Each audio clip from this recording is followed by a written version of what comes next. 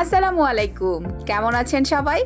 চলে এসেছি আপনাদের জন্য ঈদ স্পেশাল আরেকটি ভিডিও নিয়ে। আজকে আপনাদের রান্না করে দেখাবো গরুর ভুঁড়ি।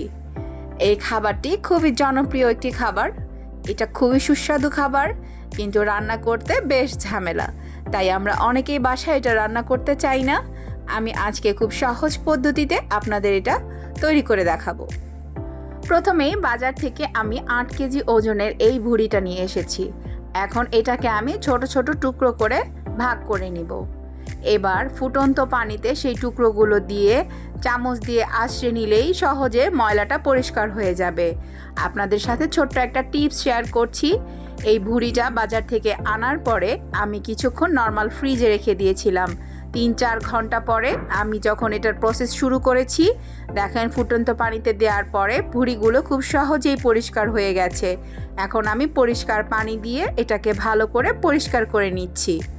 আসলে ভিডিওতে দেখতে যতটা সহজ মনে হচ্ছে, এই কাজটা কিন্তু আসলে ভীষণ কঠিন কাজ, খুব ধৈর্যের কাজ, খুব সময় নিয়ে এটাকে পরিষ্কার করতে হয়।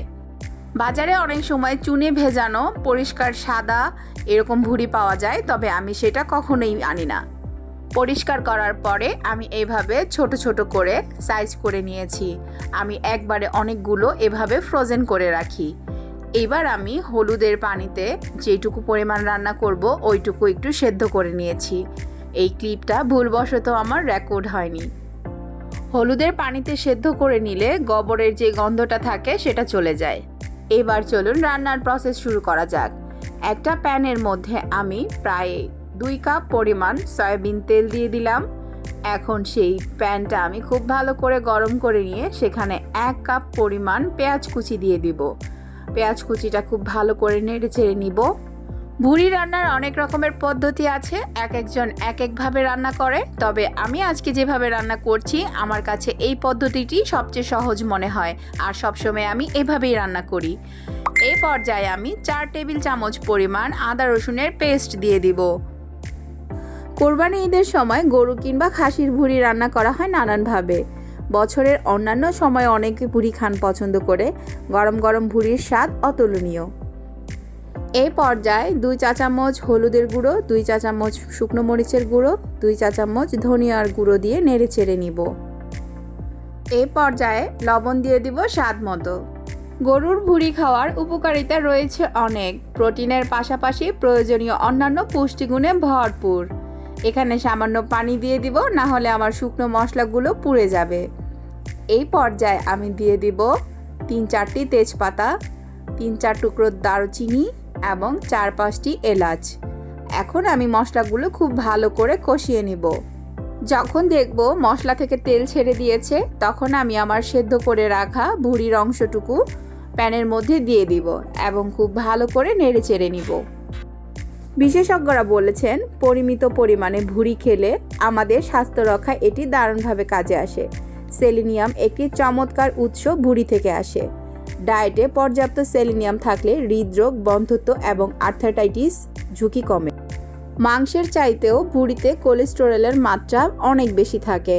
3 আউন্স ভুঁড়িতে প্রায় 108 মিলিগ্রাম কোলেস্টেরল মেলে দেয়, যা দৈনিক কোলেস্টেরলের চাহিদার প্রায় 3 গুণ বেশি। ভুঁড়িকে বলা হয় লিন প্রোটিন বা চর্বিহীন প্রোটিন।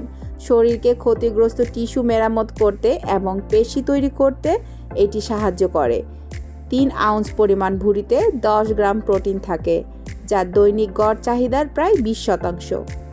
এ পর্যায়ে আমি 1/2 লিটার পরিমাণ পানি দিয়ে দিব ভুঁড়িটা সেদ্ধ হওয়ার জন্য, এবং চুলার আঁচটা একদম মিডিয়াম আঁচে করে দিব। ঢেকে দিব আস্তে আস্তে সেদ্ধ হতে।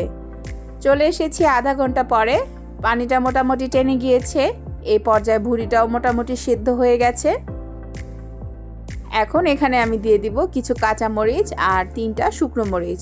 যেহেতু আমার বাসায় কেউ ঝাল খেতে পছন্দ করে না, তাই মরিচটা আমি অনেক পরে দিলাম যেন ঝালটা বেশি না ছড়ায়।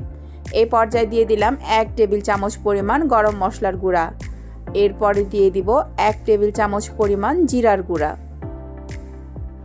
ভুঁড়ি রান্নাতে অনেক বেশি পরিমাণে মশলার ব্যবহার হয়।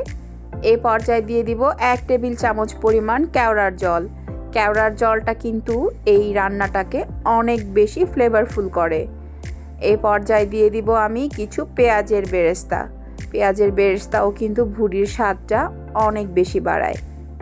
পারফেক্ট পেঁয়াজের বেরেস্তা তৈরি করার একটা ভিডিও আমার চ্যানেলে দেওয়া আছে, আমি সেই লিঙ্কটা ডেসক্রিপশন বক্সে দিয়ে রাখবো।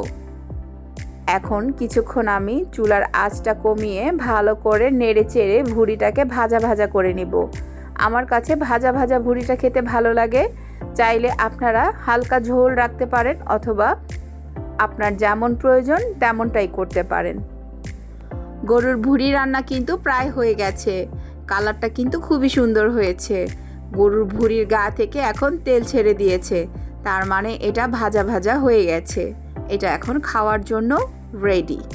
খুব সহজ করে আপনাদের জন্য গরুর ভুঁড়ি রান্নার রেসিপিটা তৈরি করেছি।